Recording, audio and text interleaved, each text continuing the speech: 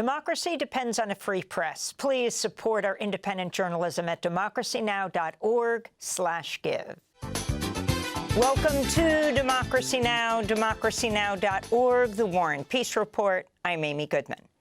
Yemen's Houthi movement says 4 people were killed and nearly 40 others wounded Monday after Israel bombed a cement factory and a port in the Red Sea city of Hodeidah. They were Israel's first strikes on Yemen in months, coming a day after Houthis fired a missile that struck Israel's Ben Gurion airport and amidst near-daily U.S. attacks on Yemen. Separately, Israel bombed Lebanon's Bekaa Valley and the Shrifa municipality, targeting what it said were Hezbollah sites. The attacks are another violation of Israel's November 2024 ceasefire with Lebanon.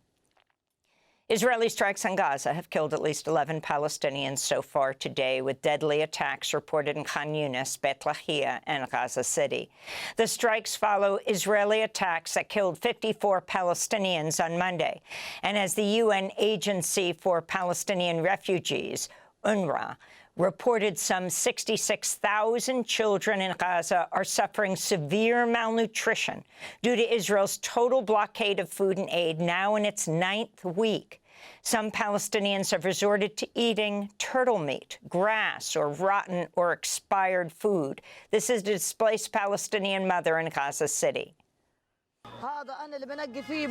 What I'm doing now is trying to separate rice from bulgur and stones. As you can see, we're forced to eat stones because there is no flour, no food, no water.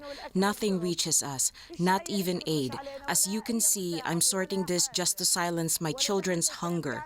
The kids are crying all the time from hunger. This is bird feed. It's not fit for human consumption, but we cook it to quiet the children's cries. On Monday, Israeli Prime Minister Benjamin Netanyahu outlined plans for a stepped-up offensive on Gaza, saying the Palestinian population, quote, will be moved for its own protection, unquote. Netanyahu did not say how much of Gaza Israel plans to seize. Reuters reports that could include all of Gaza's territory. On Monday, Israel's far-right finance minister, Bezalel Smotrich, spoke at a conference of Israeli settlers. We are finally going to conquer the Gaza Strip. We are no longer afraid of the word occupation. We are conquering Gaza, clearing it out, and taking control of every area we enter. Earlier today, senior Hamas official Osama Hamdan told Dropsite News the group won't re-enter ceasefire talks while Israel continues its deadly assault on Gaza. Hamdan also said Hamas would only disarm if Israel ends its assault and allows for the creation of an independent Palestinian state. Human rights workers have revealed the identity of the Israeli officer directly responsible for the killing of 5-year-old Palestinian Hind Rajab, along with 5 of her family members and 2 rescue workers who were attempting to reach them during an attack on Gaza City in January of last year. A war crimes complaint filed by the Hind Rajab Foundation at the International Criminal Court seeks the arrest of Lieutenant Colonel Benny Aharon, commander of the Israeli Defense Forces 401st Armored Brigade. The foundation filed the complaint May 3rd, which would have been Hind's 7th birthday. In Washington state, police arrested some 30 student activists overnight after they occupied the University of Washington's engineering building to protest their school's ties with weapons maker Boeing.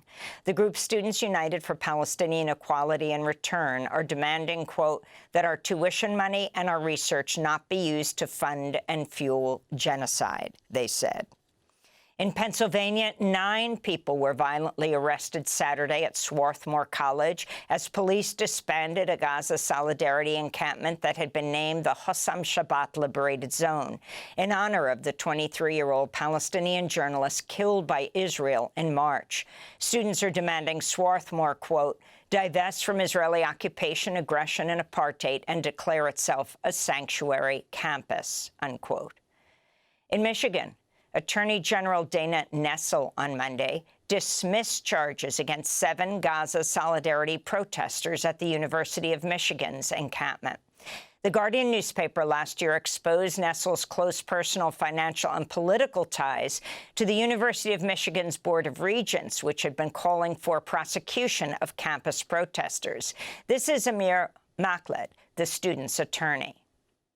This was not about trespass. This was not about a felony conduct. This was the criminalization of free speech, and today the state of Michigan agrees that you still have the right to speak up.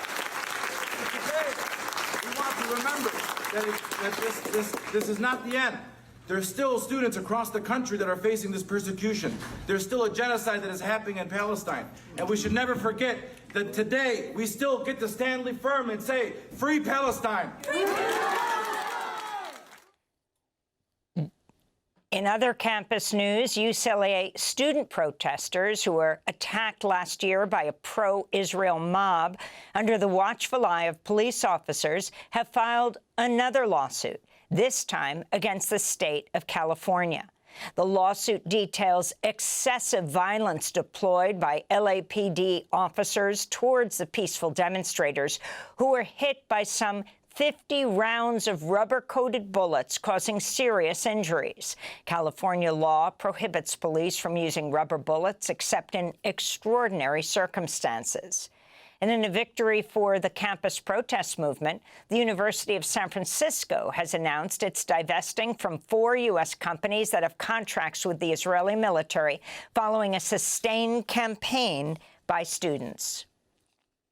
Here in New York, dozens of Columbia University faculty and staff dressed in black walked in a procession and stood outside their campus Monday to call for the release of the abducted Columbia graduate Mahmoud Khalil and others who've been targeted for speaking out for Palestinian rights.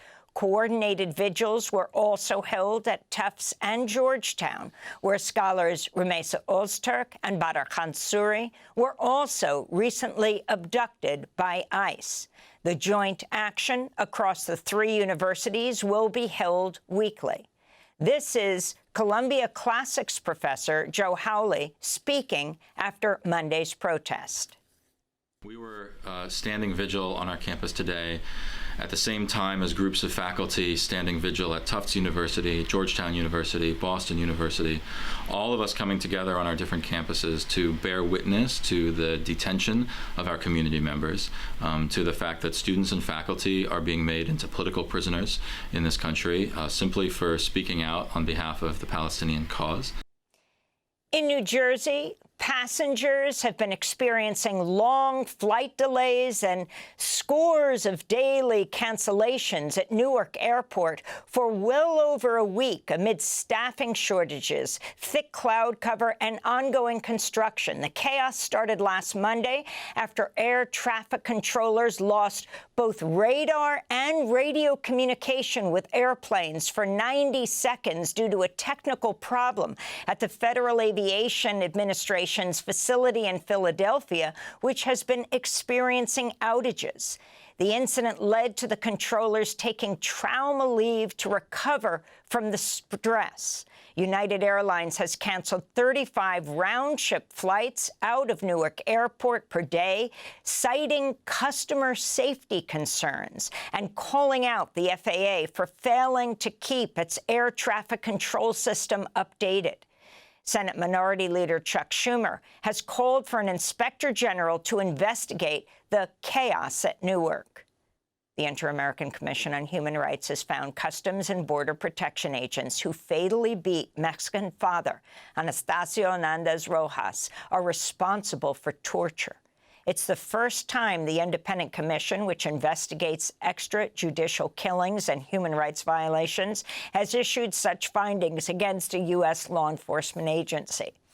In 2010, Rojas was crossing the southern border in an attempt to return to San Diego, where he'd lived for 25 years to reunite with his wife and 5 children after being deported. He was stopped by border agents who brutally beat and tasered him while he was handcuffed until Rojas died of heart failure. His death was later ruled a homicide. The commission's findings come nearly a decade since his family filed a complaint in 2016.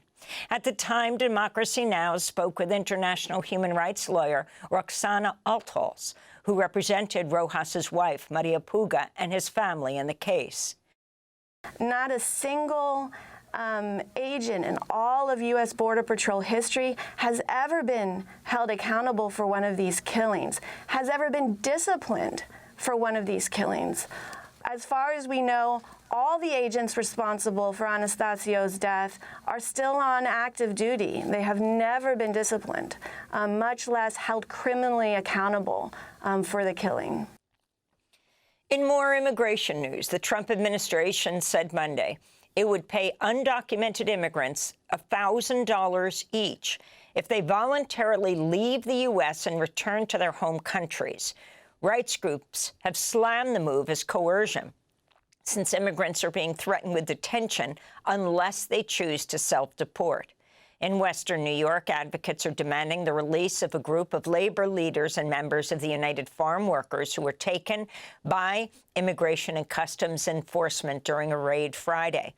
At least 14 workers at Lynette and Sons Farms were arrested that day and are now being jailed at an ICE facility in the city of Batavia. ICE agents reportedly had a list of names taking the workers in unmarked vans. Meanwhile, Trump officials are in talks with several African nations, including Rwanda, Angola, and Equatorial Guinea, to accept immigrants who are deported from the United States.